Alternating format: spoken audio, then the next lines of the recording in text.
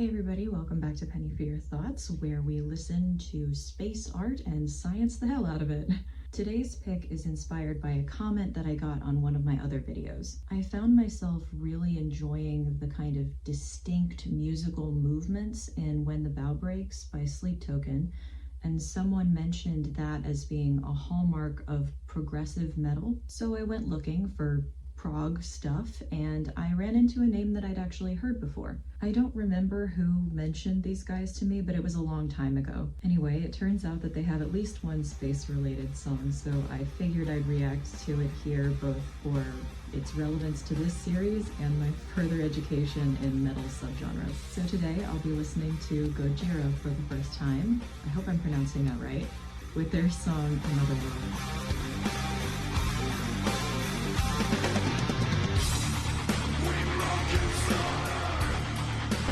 I did my bachelor's and master's theses both on the discovery and characterization of exoplanets using machine learning. I was using the transit method, which is basically just looking at another star and watching to see the shadow of an exoplanet pass across its face.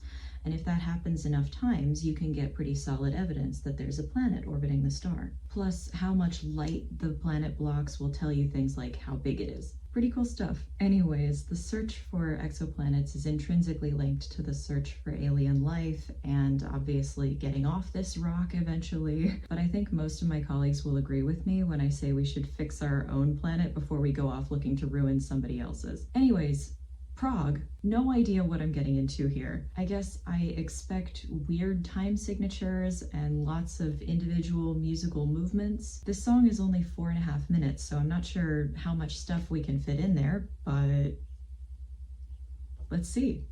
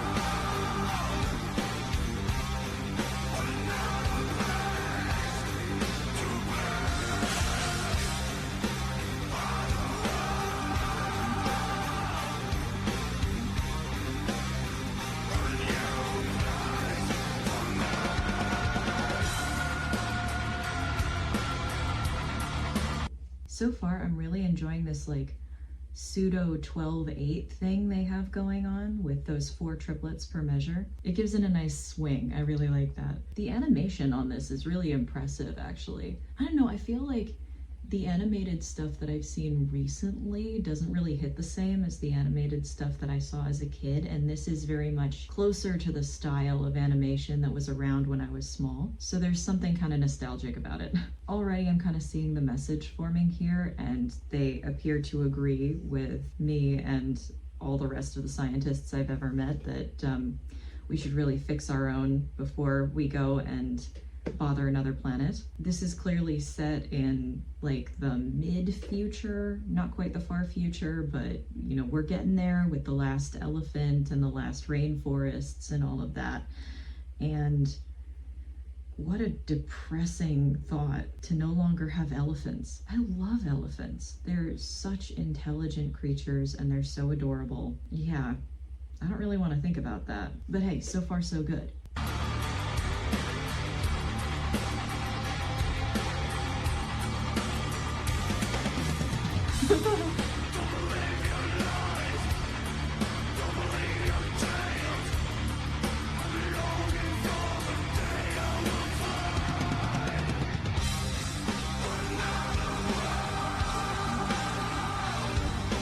Okay, so a couple of things.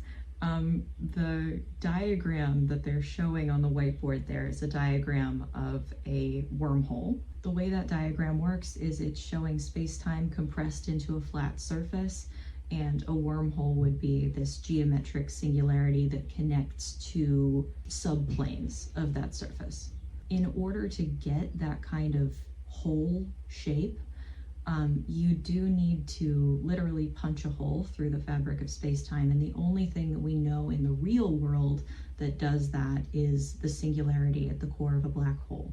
The problem with the theory of wormholes is that you do have to come out the other side, and we haven't seen evidence of the other side of a wormhole yet. Some people call it a white hole, this thing that constantly is spitting out matter. It's a horrible name. We should really not be allowed to name things. I do think it's hilarious that their success chances here are 0.11%. It looks like these guys are like the last humans on Earth or something, but if there was another scientist in the room, that would never have passed muster. Reviewer number 2 would have killed it. Also, I think there was a diagram of the system that they're looking to go to. So, cool stuff, you know, orbital mechanics. Makes sense so far, at least to me. Other than the fact that Einstein-Rosen bridges have yet to be proven, this looks like it would work. 0.11% of the time.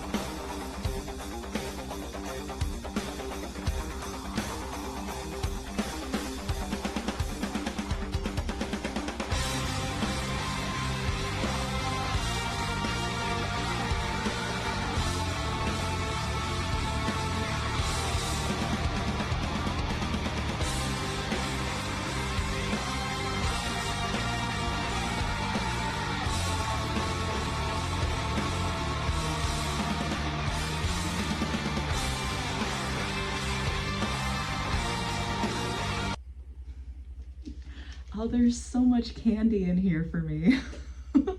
Okay, so first off, this video was only made 5 years ago, actually. I didn't realize that. They do reference COVID, which makes sense. This whole like the virus is spreading type thing, that could happen again. Everybody steer clear of the hantavirus. The planet that they appear to be aiming for is Planet X. And maybe I should talk about Planet X. Planet X is not an exoplanet. Planet X is a theorized additional planet in our solar system, which affects the orbits of the outer planets like Uranus and Neptune.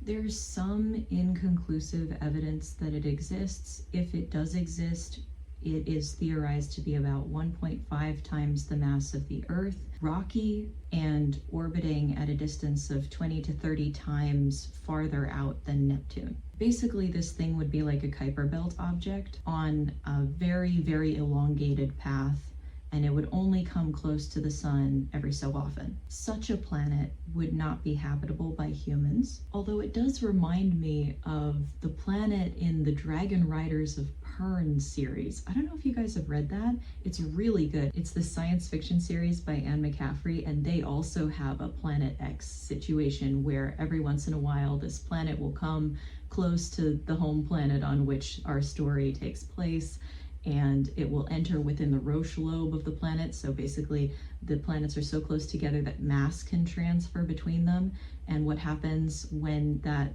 occurs is a bunch of organic parasites will come down from Planet X and eat everything, and in order to keep them from doing that, they have to raise fire-breathing dragons. It's actually great. High art. Also, if you are going for a Planet X and you know where it's orbiting, then why would you need a wormhole to get there? That's my question. If you wanted to get somewhere using a wormhole, we'd be talking like to another star. We'd be talking really long distances. That's what that technology is useful for. Otherwise, why would you bother creating this like stellar mass black hole sized object that eats everything in its vicinity just to get a short distance? I mean, this is really a philosophical question as well, because if you think about it, if you're trying to create an artificial Einstein-Rosen bridge, you really would have to form kind of a black hole looking object in your own system. So if we're trying to use an Einstein-Rosen bridge to get to another system where we would set up civilization again, that would kind of involve destroying our own, and probably the system that we're aiming for as well. Actually, the more I think about it, this is a terrible idea. But whatever, we continue.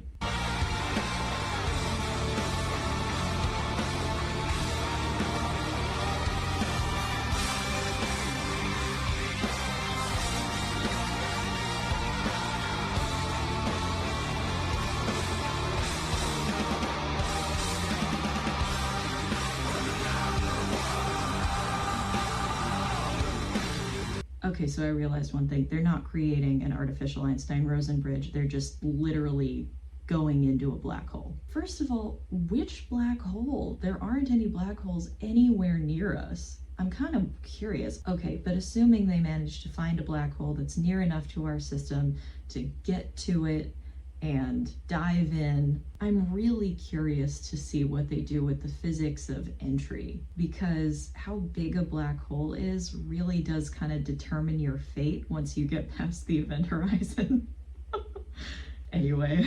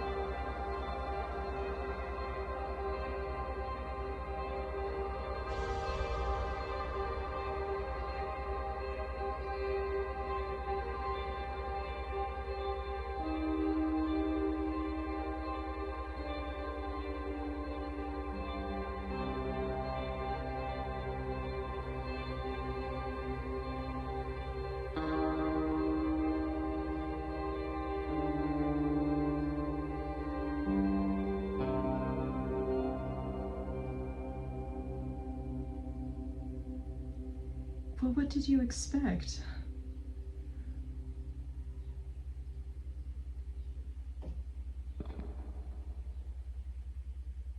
Okay, Gojira, you got my attention. They did kind of skip past the physics of entering into a black hole, and you know what? That's fine. No one really knows what happens when you get past the event horizon, especially not if it happens to be a black hole paired with a white hole. So, you know, I'm not going to hold excellent musicians to the standard that I would hold theoretical astrophysicists. But hey, if you do find yourself falling towards a black hole, you better hope that it's a big one, because if you fall into a small black hole, you will become spaghettified extra super fast.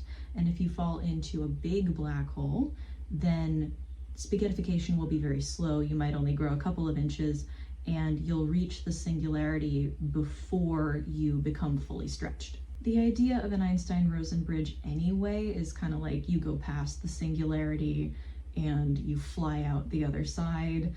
And again, as I said before, it's like, it's theoretical. I absolutely love the end of this video, that they just find Earth again after it's been overgrown and ruined by this population. What that implies, though, is that they didn't actually go into the black hole. They did an orbital maneuver around it, and they lost time, so that by the time they came back out and they got back to Earth, extra time had passed since they had gotten there. Kind of what happened in Interstellar. So like they would lose 100 years on the orbital maneuver and then come back and find Earth 100 years later. Overall, the message is simply there is no planet B. It's what we've been trying to tell y'all. I really do hope we get our act together, honestly. A lot of the stuff that really matters when it comes to climate change is not actually at the individual level. I mean, we can say reduce, reuse, recycle all you want, but at the end of the day, it's you know, plane companies and cars as a whole, and the expenditure of CO2 caused by explosions during war. So like war is bad for the environment as well. So really the best thing that you could do for the climate is actually go to protests. Musically, I really did enjoy this. There's something orchestral about it that sings to my violinist heart. I would totally listen to some more stuff by them. I don't know why I thought it was going to be harder to listen to. This went down really easy. Recommend more stuff by them. Hey, I mean, if they have another song about space, I'll just add it to this series. Hell, if they don't have another song about space, I'll just listen to it anyway. What am I talking about? Good job. If you liked this video, let me know, and also let me know any other songs that you think I might enjoy if I liked this. See you in the next one. Bye.